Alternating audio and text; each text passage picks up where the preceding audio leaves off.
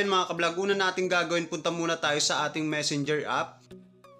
So ayun mga kablog, andito na tayo sa loob ng aking Messenger. So ang gagawin lang natin is kiklik lang natin itong tatlong guhit sa taas.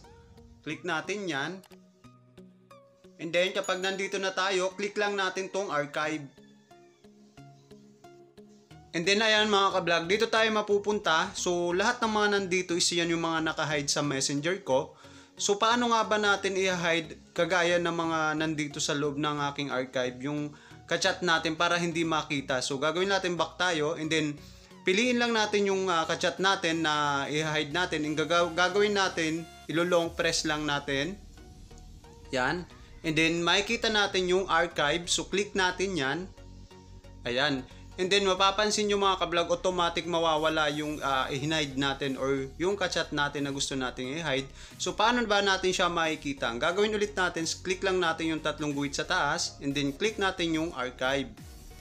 So ayun mga kablog, automatic dito siya mapupunta. So ma-hide na natin kaagad yung ka-chat natin na gusto nating i-hide. So halimbawa, ngayon umalis tayo at lumabas na tayo at gusto na natin ulit siyang maka-chat. So ang gagawin lang din naman natin ulit mga kablog is long press lang din ulit natin yung hinide natin na messenger nung ka-chat natin. Ayan, long press and then click natin yung unarchive. Ayan, and then automatic mawawala siya. So back tayo dyan mga kablog. So balik tayo dun sa labas. So makikita natin automatic nandito na ulit siya. So ayun mga kablog, pwede na ulit tayo mag-chat-chat sa ating mga ka-chat, no? So ayun lang mga kablog, ganun lang kadali magtago ng ka-chat. Kung sakali nagustuhan nyo nga pala ang video na to, please like, share, and subscribe. Hit the notification bell para ma-notify pa kayo sa mga susunod ko pang video. Maraming salamat nga pala sa panunood ng mga video ko.